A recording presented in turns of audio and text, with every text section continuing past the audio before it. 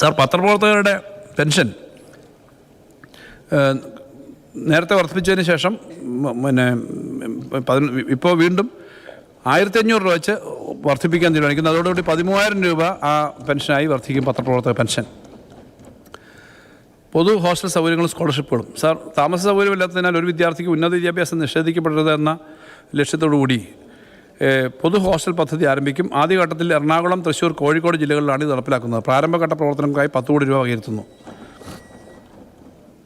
Sir, വിവിധ ഫെലോഷിപ്പുകൾ ഒക്കെ ഉൾപ്പെടുത്തുന്നതിനകത്ത് സർവകലാശാലയിലും ഉന്നത വിദ്യാഭ്യാസത്തിലും രജിസ്റ്റർ ചെയ്തിട്ടുള്ള മുഴുവൻ സമയ PhD ഗവേഷകർക്ക് മറ്റ് ഫെലോഷിപ്പുകൾ കിട്ടാത്തവർക്ക് പ്രതിമാസം 15,000 രൂപ നിരക്കിൽ ഫെലോഷിപ്പ് നൽകും. ഇതൊരു പുതിയ പദ്ധതിയാണ്.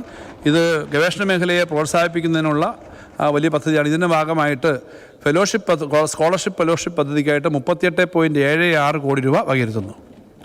സാങ്കേതിക വിദ്യാഭ്യാസവും ഗവേഷണവും 295 കോടി ഈ മേഖലയ്ക്കായി മാറ്റിവെക്കുന്നു. IHRDക്കായി 40 കോടിയും ട്രസ്റ്റ് പാർക്കിനായി 4 കോടിയും LBSന് 9.58 കോടി രൂപയും സർക്കാർ പോളിടെക്നിക്കുകൾക്ക് 49 കോടി രൂപയും ടെക്നിക്കൽ ഹൈസ്കൂളുകൾക്ക് 11.5 കോടി രൂപയും മാറ്റിവെക്കുന്നു.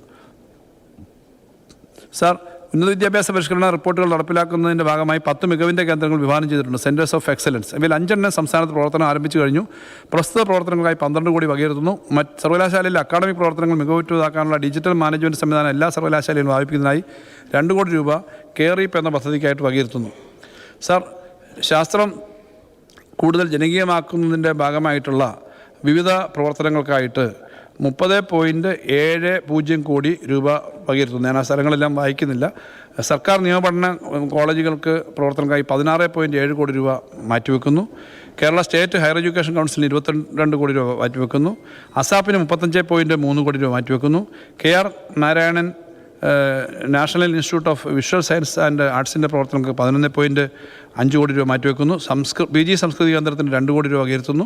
കോളേജ് വിദ്യാഭ്യാസ വകുപ്പിന് കീഴിലുള്ള കോളേജുകളുടെ അടിസ്ഥാന സൗകര്യങ്ങൾ മെച്ചപ്പെടുത്തുന്ന മറ്റ് ഭൗതിക മാനവ വികസന പരിപാടികൾക്ക് പദ്ധതിയായിട്ട് 104 കോടി രൂപ വകയിരുത്തുന്നു.